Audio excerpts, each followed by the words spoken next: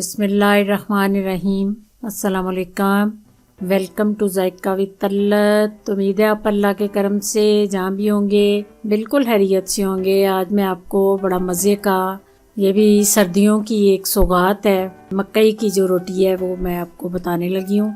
पंजाबी में इसको टोडा भी कहते हैं और वैसे ये गुड़ वाली जो है मकई की रोटी है। तो ये अक्सर इसका जो मसला है, ये बनाते बनाते या तवे पे डालते ये टूट जाता है। तो ये वो मैं आपको तरीका ज़रा बताने लगी हूँ। बिल्कुल भी इस तरीके से नहीं आपका टूटेगा, आप जितना भी बड़ा मर्जी कर लें ये बहुत अच्छा बनेगा जिस तरीके से मैं बताने लगी हूँ। चले बनाना शुरू करते हैं। मैं अपने आटे के हिसाब से गुड़ ले रही हूँ, तो आपने अपने आटे के हिसाब से गुड़ लेना है। तो मकई को आप चाहे अपनी अगर साफ़ सुथरा आटा बनाना चाहते हैं तो आप खुद भी पिसवा सकते हैं। तो ये बाज़ार से भी पिसा हुआ मिल जाता है। ये थोड़ा दानेदार होना चाहिए। उसके बाद सबसे पहले मैं गुड़ को जो है वो गर्म पानी में, ज़्यादा इसको उबालना नहीं, बस गर्म पानी में इसको डाल रही हूँ ताकि ये थोड़ा मेल्ट हो जाए। ठंडे पानी में ये मेल्ट नहीं होगा, थोड़ा टाइम ज़्यादा लेता है, इसलिए गर्म पानी में जल्दी मेल्ट हो जाता है। तो मैं गर्म पानी में इसको मेल्ट कर रही हूँ। उसके बाद मैं आटे को छलनी से छान के तो फिर आपके सामने इसमें पानी से इसको गूंथती हूँ। ये थोड़ा मोटा वाला होता है, इसलिए इसको छानना बहुत ज़रूरी होता है। अगर आप छानेंगे नहीं तो ये बनने में टूट जाता है, इसलिए आटा जो है वो आप ज़रूर छान लें। ये देखें कितना मोटा वाला जो है वो ऊपर से निकला है, तो ये नीचे से जो है वो बहुत अच्छा बारीक वाला आटा रह जाता है। उसके बाद मैं देसी घी जो है वो 1 टेबलस्पून वो डाल रही हूँ, थोड़ा सा हल्का सा बिल्कुल नमक। इसके बाद मैं इसमें पानी डाल के तो आपके सामने इसको गूंदना आपको बताती हूँ कि किस तरीके से इसको गूंदना है। थोड़ा थोड़ा पानी डाल रही हूँ, एकदम से पानी नहीं डालना कि ये आटा जो है नरम ना हो जाए। थोड़ा थोड़ा करके पानी डालते जाना है और इसको हाथ की मदद से ज़रा ज़ोर ज़ोर से मसलते जाना है।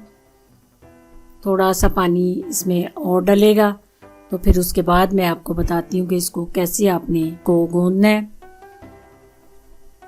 ये आपने इस तरह इसको करके तो ज़रा हाथ की जो है हथेली होती है उसके साथ इसको मसल के जो है वो ज़रा गूंदना है।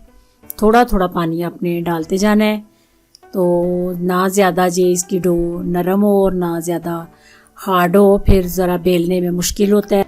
उसके बाद इस पे थोड़ा सा ऑयल लगा के तो इसको 15 से 20 मिनट के लिए छोड़ देना है। इसके बाद मैंने बटर पेपर लिया है, उस पे घी या ऑयल लगा के अच्छी तरह, तो फिर इसके ऊपर मैं ये रोटी बनाऊंगी।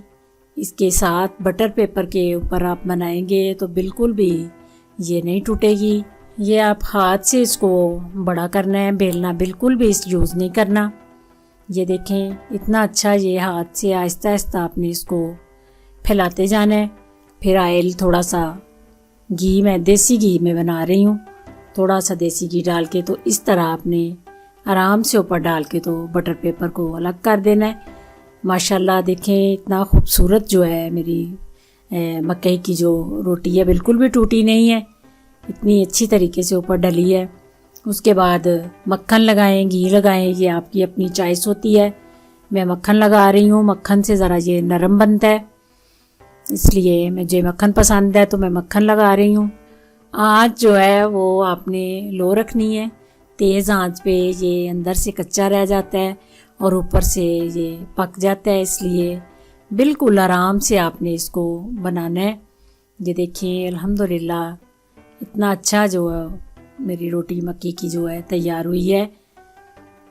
इसी तरीके से आपने इसको बनाना है, बेलना बिल्कुल नहीं लगाना, तो बहुत अच्छी ये रोटी तैयार होगी।